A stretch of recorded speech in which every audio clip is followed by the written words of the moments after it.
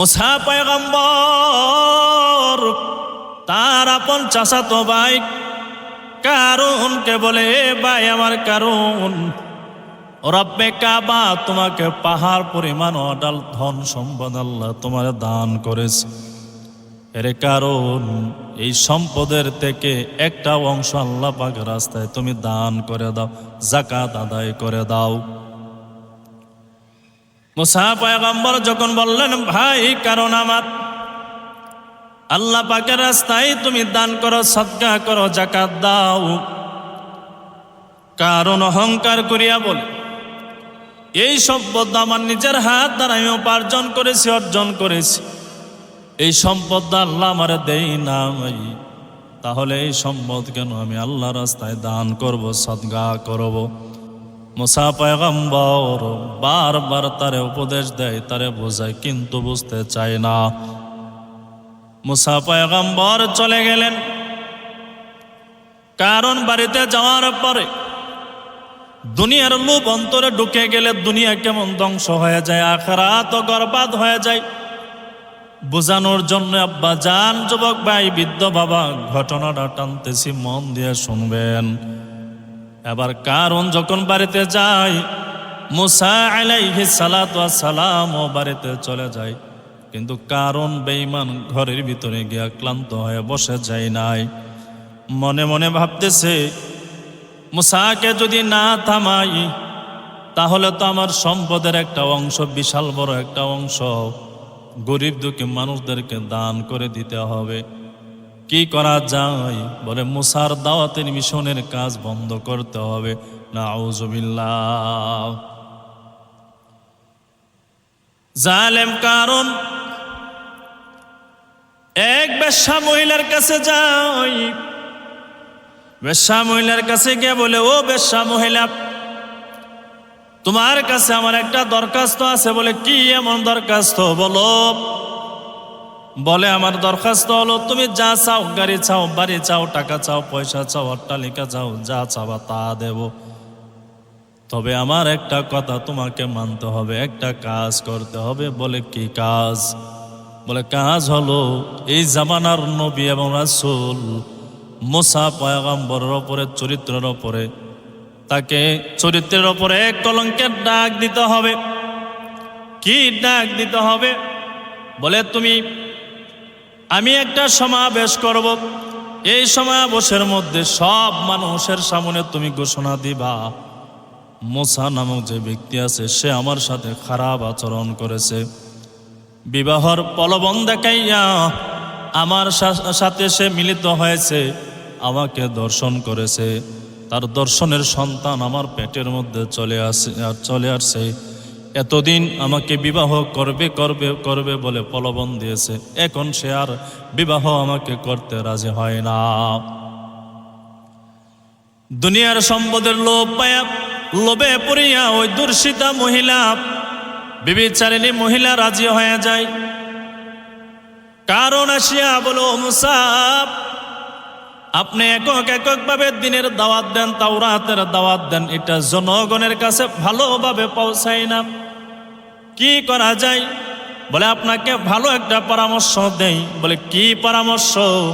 বলে, সুন্দর একটা মজমা করেন, মাহফিলের আয়োজন করেন, একটা স্টেজ বানান, প্যান্ডেল বানান, মানুষদেরকে দাওয়াত দেন। ওই সময় আমরা যত নেতা আছে সবাই থাকবো, আপনার তাওরাত কিতাবের বয়ান শুনবো। আমার মনে হয় এইভাবে করলে মনে হয় ভালো হয়। মুসা আলাইহিস সালাতু ওয়াস সালাম তো তার মনের কুমন্ত্রণা জানে না। মুসা পয়গম্বর তার কথা মতো রাজি হয়ে যায়। 2-4-5 দিন পর সুন্দর দিকে একটা স্টেজ বানালেন, প্যান্ডেল বানালেন। মুসা আলাইহিস সালাতু ওয়াস সালাম তাওরাত কিতাব থেকে মানুষদেরকে দিনের দাওয়াত দেয়, আল্লাহর কথা বলে, তাওহীদের কথা বলে, রিসালতের কথা বলে। দুনিয়ার দোকায় যদি পড়ে যায়, আখিরাত কেমন ভাবে বরবাদ হয়ে যায়। আল্লাহর বান্দা মুসা আলাইহিস সালাতু ওয়াস সালাম উম্মতদেরকে দাওয়াত দিচ্ছে, বয়ান করছে। এমত অবস্থায় কারণ হঠাৎ করিয়া দাঁড়ায়া বলে, ও ভাই মুসা, আপনার কাছে আমার একটা প্রশ্ন। বলে, কি প্রশ্ন? বলে মানুষ মানুষকে যদি হত্যা করে ফেলে তাহলে তার বিচার কি? বলে কিসাস, তারে হত্যা করে ফেলো। আরেকটা প্রশ্ন হলো আমার, কেউ যদি কারো সাথে যদি জিনা করে, এই জিনার শাস্তি কি হবে? মুসা আলাইহিস সালাতু ওয়াস সালাম তো কৌশল জানে না।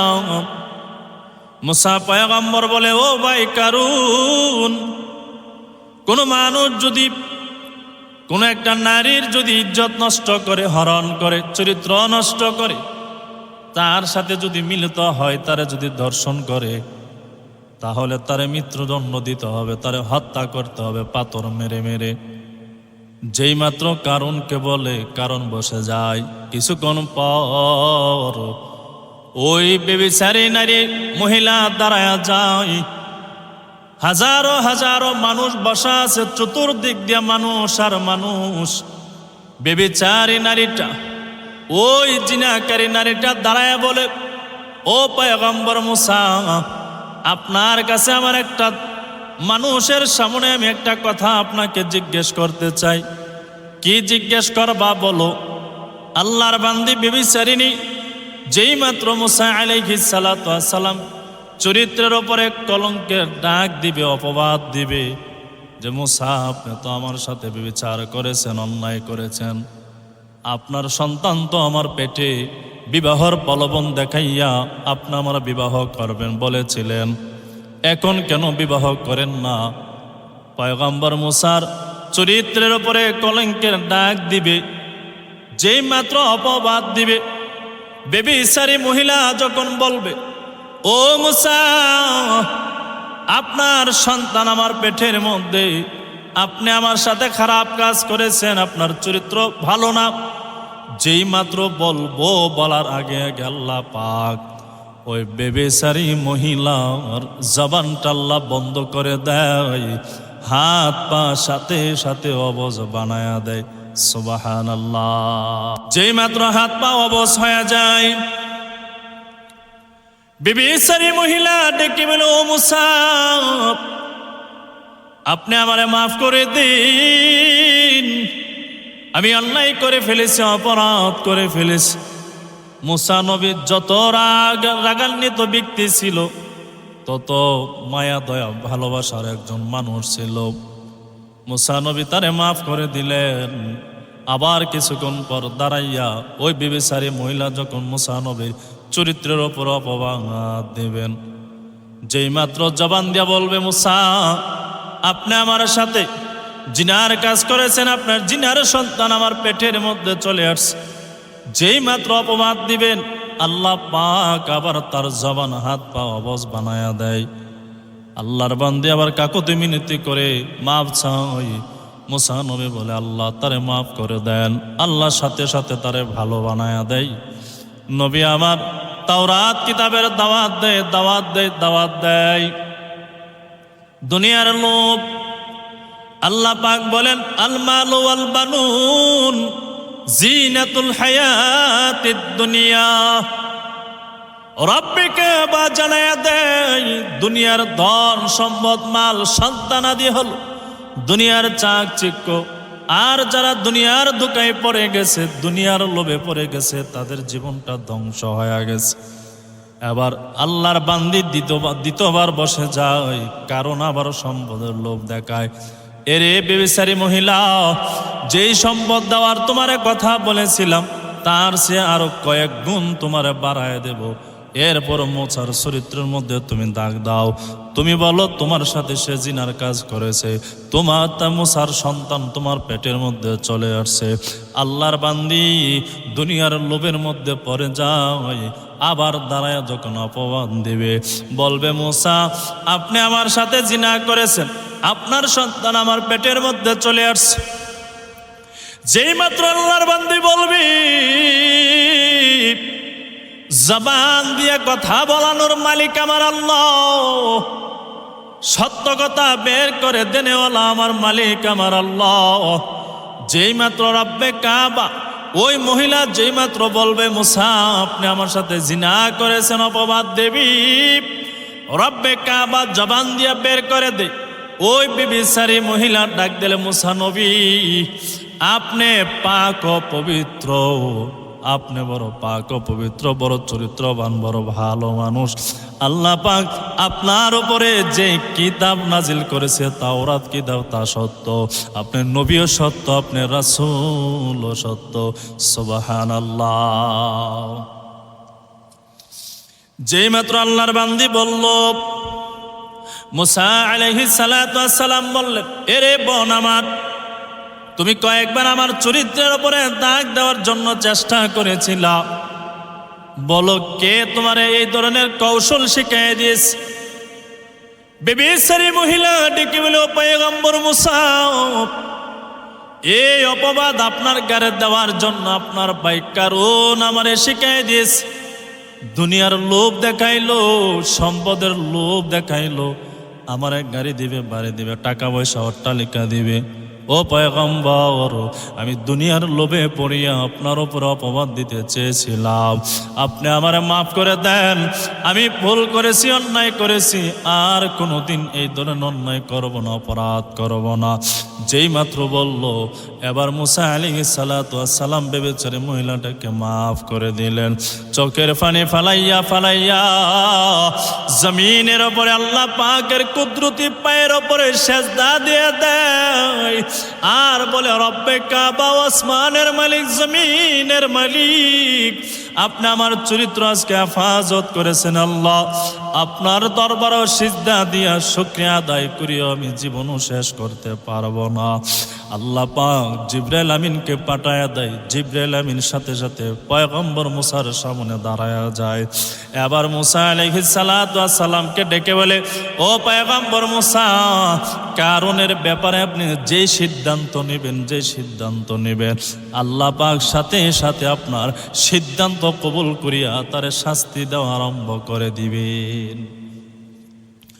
মুসা পয়গম্বর বলে, ও ভাই জিবরাইল, আল্লাহ কি তাই করবেন? বলে, হ্যাঁ হ্যাঁ। বলে, আমি যদি জমিনকে কোন আদেশ দেই তাহলে কি কারণকে শাস্তি দিবে? জিবরাইল বলে, হ্যাঁ হ্যাঁ মুসা পয়গম্বর। যেই মাত্র বললেন মুসা নবী জমিনকে আদেশ দিয়ে, বলে, জমিন, রব্বে কাবার হুকুমে তুমি আর দেরি করবা না, দেরি করবা না। ওই জালেম কারণ কি এখনই তোমার জমিনের মধ্যে ঘাস করে নাও, ডাবায়া নাও।